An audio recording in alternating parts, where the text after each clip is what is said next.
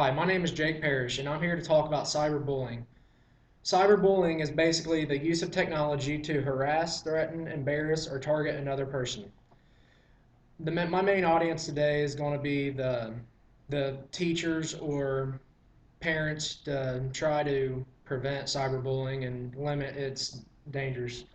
Um, this can happen anywhere at any time. Cyberbullying is not picky, and it can even happen to teachers. Ways to control cyberbullying is by talking to the children, having an open, trustworthy relationship. You can limit their access to technology, and you can also get help from other adults, parents, or teachers, and even counselors if it comes down to it.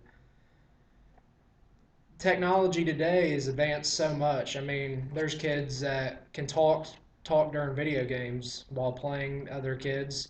There's kids getting smartphones at the age of 10, and they text message and all that fun stuff. Social media is a big thing today. Twitter and Facebook. Um, I've personally been a victim of cyberbullying through Facebook and texting, and it really had a negative impact on my life. It you know kind of put a stall into my main priorities in life because I'd get so depressed, and there wasn't really no one to talk to that would really understand. So I finally one day opened up and talked to my parents about it, and they encouraged me and made me realize that cyberbullying really is a big thing, and you're not the only one that has to go through it in life. And a 2006 poll from the national organization Fight Crime, they concluded that one in every three teenager and one in every six pre-teenagers have been victims of cyberbullying.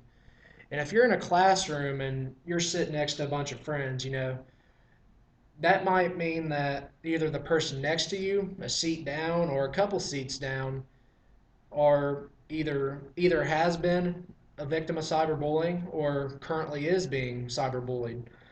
So as an adult, we really need to step up to try to limit cyberbullying because it really has a negative impact on not only the person that's being bullied but also the people around them.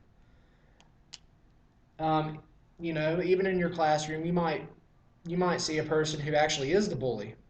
And as a parent, I believe that we should talk to the child about the negative impacts that they can have on others, and make them realize that technology is a privilege. It's not something that we should take for granted because there's many children out there who don't get that opportunity. So when your parents are telling you when you're younger, we always hear the phrase, sticks and stones may break my bones, but words will never hurt me. That's, in my point of view, that's totally false because words do hurt, and we need to do something about it because this is a national thing. This ain't something that's only in your local school district. I guarantee you ask most children if they've ever felt the wrath of cyberbullying, and they'd probably be more than willing to tell you yes.